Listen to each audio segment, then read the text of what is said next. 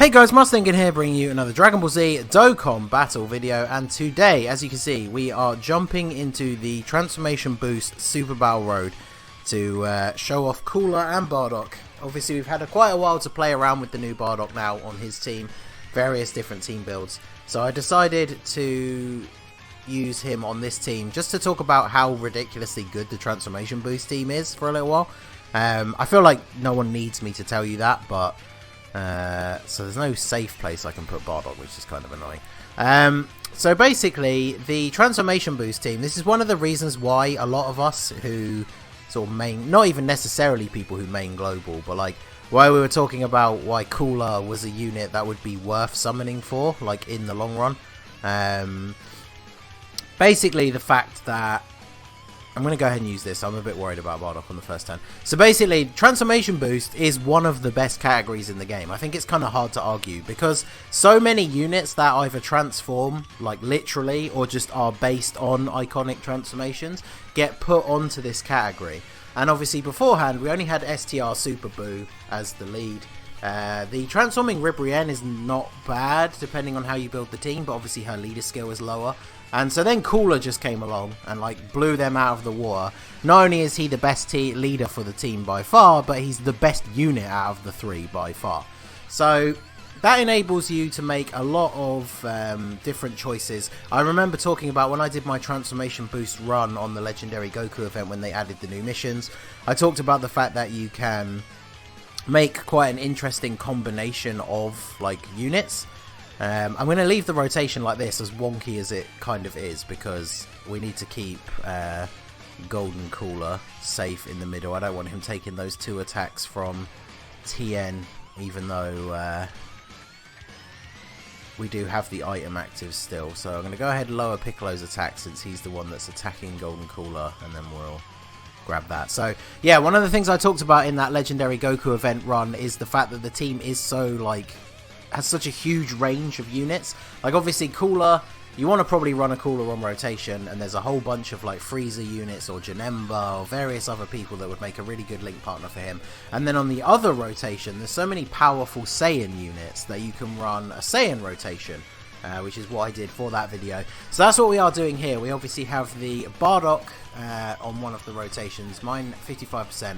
But then we're going to link him up with the physical transforming Vegeta, because obviously not only is he a Saiyan, has prepared for battle, things like that, but he also has Saiyan Pride, which is a very important attack link for both him and the Bardock. So being able to get that active is really good.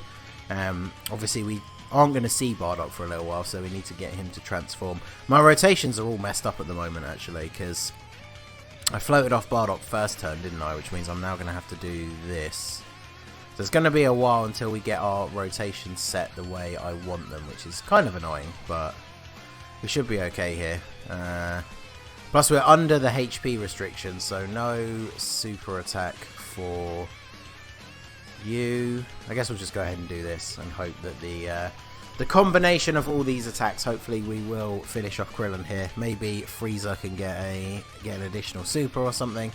Hopefully Kid Boo's not just going to get absolutely destroyed in the middle, because obviously Golden Frieza's going to be perfectly fine at the front here. Yeah, see 10k from a super, that's fine. We just really don't want Boo to get done over. Oh, 76,000, okay. Alright, well, we survived, which is the important thing, and Vegeta should take out Krillin. Yeah, okay, even without a crit. So, this is going to be the Saiyan rotation, so I guess we want to do this. Float off the friend Cooler, who is the 100% one. So we will attack lower you, and then transform you. Obviously no Saiyan enemy, so we can't transform Cooler early in this fight, but the last fight of Transformation Boost is against just Ultimate Gohan, so obviously we are going to be able to transform very quickly with Cooler and run wild in that last fight. So I guess we should attack you, and then let's go ahead and use an attack up item here. Bardock should be okay defensively since Cooler is getting attack lowered, and then I'm going to attack TN just because then we can get some attack lower on both of these guys. Yeah, see, 55% Cooler, still a little bit squishy in the first slot there. He is getting the support buff from himself and from the other one, but of course he doesn't have a great linking partner in the Bardock here. But yeah, so this category, one of the reasons we talked about when Cooler was going to come out is a big thing for, of course, the 5-year anniversary, which a lot of people were skipping Cooler, maybe even skipping Bardock because of that. But both of the 5-year units, the LR Vegito and the LR Gogeta, are on the transformation boost category. So obviously they link incredibly well. They're very, very good units to use together. So you could run them under double Cooler leads and literally just have both the Coolers as off-rotation units because they provide support. They provide support to transformation boost as long as there's one enemy, and then they provide to Terrifying Conquerors when there's 2 or more. So obviously Super Battle Road, you kind of want to look more at the Terrifying Conquerors units. But then once you go into normal events where you might be running like the fusions, rotation, really, I didn't super attack Tien because I knew he could finish him off, but that's very disappointing.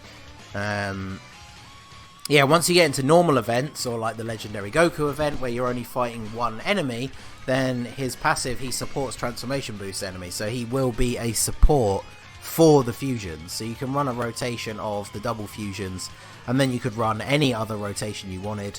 You could run one of the Coolers with like a Frieza, or you could run another set of Saiyans, like LR Gohan is on here, Tech LR Broly is on here. Let's see, we got LR Baby, Prime Battle Cell, the LR Int Cell, Physical Cell. Then of course going into TURs, you've got like Blue Gogeta, who you could run to link up with the LR and then have the other Vegito on another rotation. There's just looking down the list, like Transforming Trunks, Super Saiyan Blue Evolution Vegeta, the new Future Gohan, Ultra Instinct Goku, Namek Goku. Like, the list goes on of like how ridiculous this team is. So, really? I guess I have to do this. Watch me get super attacked in the first slot here. So, finally got our rotation sorted out though. So this is a good rotation together, the Trunks and the Vegeta. So they're going to finish things off here. Unfortunately, they won't be getting the boost from Cooler because we still have multiple enemies left. If we'd been able to finish off that TN, if Kid Buu had gotten a super, this would have been a much better rotation for Vegeta and Bardock because they'd been getting the support from Cooler. But they should easily finish up here. Bardock getting that built-in crit. And the item means we take very little damage from that Piccolo. He didn't super, so I guess we probably didn't need to use an item. But if you've been around the channel any amount of time, you know what Super Battle Road is like for your boy. I feel like knowing that we had attacks in that first slot, it was definitely much safer to use an item. But now we actually have a much better rotation going into this fight. So we've got Tech Golden Frieza ready to go. We've got Cooler here. And we got this full support from Kid Buu's passive as well. So we are going to have to attack 18 here. Lower her attack because she is obviously going to be attacking Cooler. Because there was 2 attacks from her in the front slot anyway. So it seems it would make no real difference to put Cooler in the front. And then we do want a super attack with Kid Buu really. So I guess we can grab all of these and hope that it doesn't screw over Bardock next turn. We probably are going to get a Dokkan attack in this fight. It took a while to get the rotations sorted out in the first one. Of course 18 didn't super though, so watch her super here against Cooler. Okay, yeah, you can super, that's good. Don't want you supering Kid Buu. 85 damage, okay. Yeah, the 50% buff from Kid Buu is definitely something that you can't sneer at. Obviously he himself is not the best like defensive unit, so if only that was a super. Get that double attack lower. Yeah, so he's still taking 40k from normals after 1 attack lower, and that is the Rainbow Friend as well, so big damage there. And obviously, oh my god, really? 100k? Are you kidding me? Woo. So yeah, maybe Kid Buu wasn't the best choice. I just really wanted to bring some very some powerful support, but I don't know if maybe that wasn't the best idea. Okay, so we'll go ahead and do this. We still got both are Android 8s, so let's go ahead and use that. Obviously, Golden Cooler is providing a support passive to all allies, regardless of typing, so that's why he's a good addition to the team. Plus, who doesn't love Golden Cooler? So, because Transformation Boost, I think that's one thing where it is maybe a little bit lacking, is support units who support all allies, because there's a few like Freezer based units who only support extreme class allies, so obviously they would be of no benefit to the Saiyan rotation, whereas Golden Cooler supports all allies. Plus he looks awesome, his super attack's cool. 40k, not the best, but I mean this is a pretty ridiculous rotation right here though. So he's about to get attack nerfed into the ground. Oh, we're getting oh well, okay, it's GG I think. Yeah, Dokkan attack from Cooler. That's it's going to be a good night Android 17. Even if it's not just from this Dokkan attack, I would imagine this should be the last turn. Oh, I clicked outside the emulator there, so we missed that last node. There we go.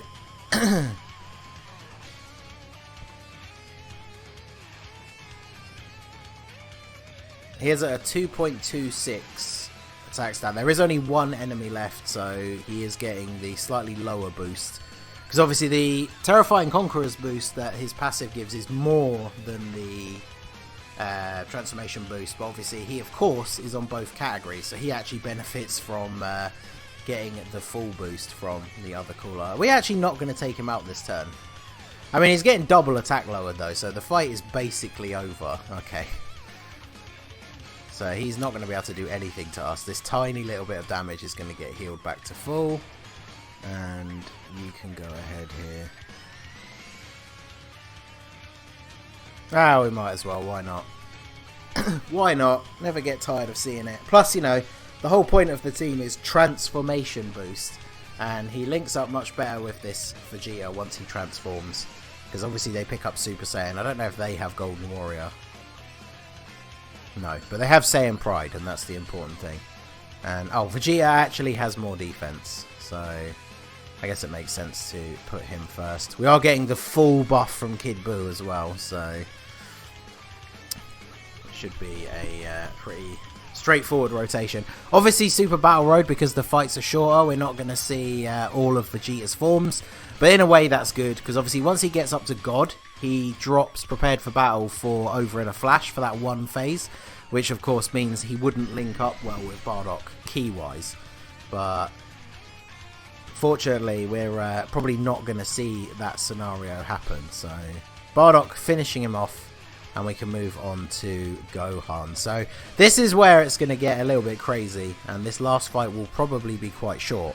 Because we started with the Cooler rotation, which means he can transform the next time this rotation comes around.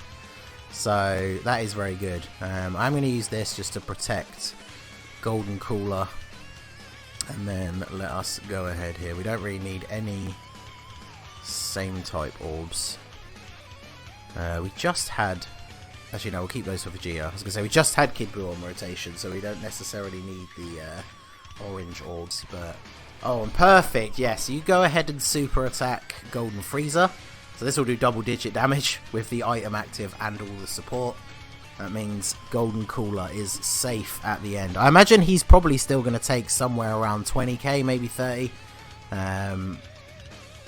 We shall see.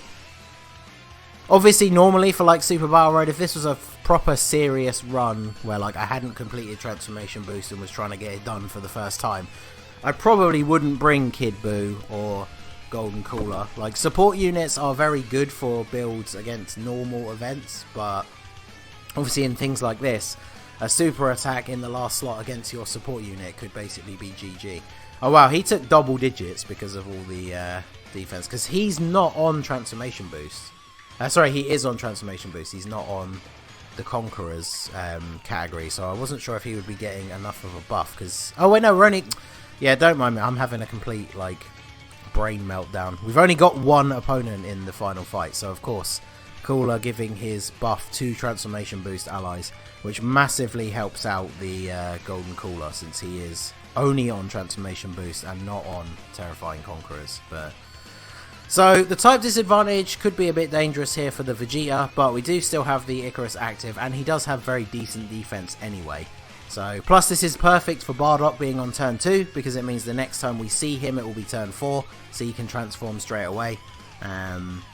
It's actually interesting with the turn restrictions on some of these units' transformations. If we come into this final fight with the opposite way round rotations, it would have been so much longer till we got to transform, because Bardock would have been on the first turn, which means he would have come back on the third turn and not been ready to transform.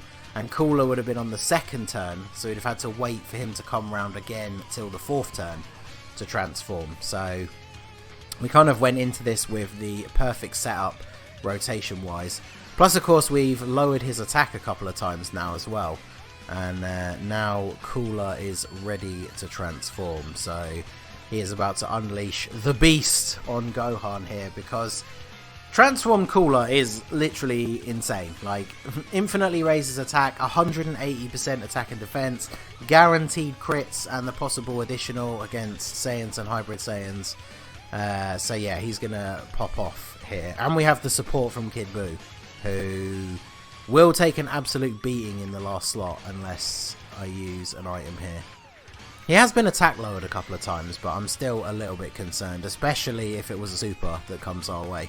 Because one thing that you will notice, you can attack lower enemies all you want, but when they fire off a super attack, it's still going to do a lot of damage. Even if it doesn't do as much, it's going to do a lot of damage still. You can't attack lower someone a few times and then expect for a non-tanking unit to take like double-digit damage. So definitely need to protect Kid Buu in the last slot there. But Cooler, 3.1 mil on his first attack. This friend gave Cooler what I consider to be the best build, which is the 15 additional, because if we can get an additional super...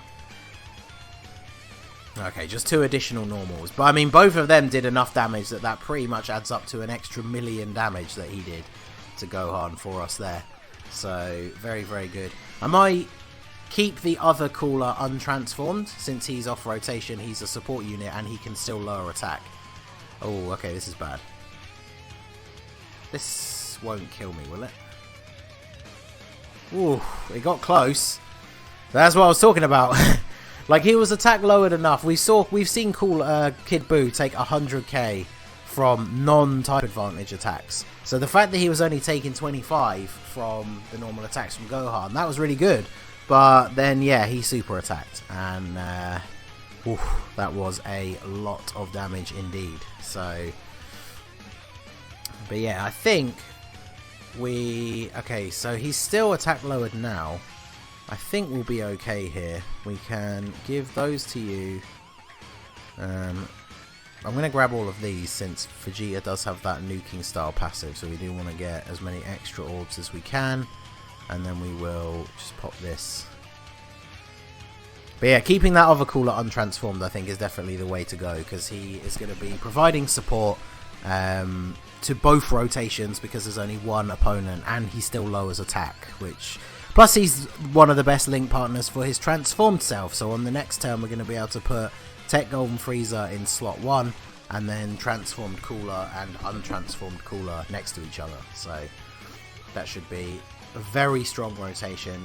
Nice crit from Vegeta, and look at that, yeah, he's taking double digits. So our defensively strong units are always going to be fine in this last fight, especially because of the little bit of attack lowering. But obviously it is those other units that we need to worry about. He still didn't super... Okay. Did he super bot? I didn't even see. Right. Okay, oh, this is perfect. Yes. All those attacks there for Golden Frieza. Thank you. And then we will leave this Cooler untransformed. We still have the defensive bonus from the Android 8 active as well, so we should take basically no damage on this turn. I mean, untransformed Cooler is the only one I would be slightly worried about, but he's going to lower attack again before he gets hit back, so this should be all good. Yeah, Frieza's just not going to take anything. Can the Cooler finish him off here? Yeah, 3.4 now practically. So that's the benefit of him additionally stacking that attack as well, or sorry, infinitely when he additional supers. You can just build your attack up so much. Oh, We didn't get the additional normal again. But I think, come on, 55% untransformed cooler. Finish him off.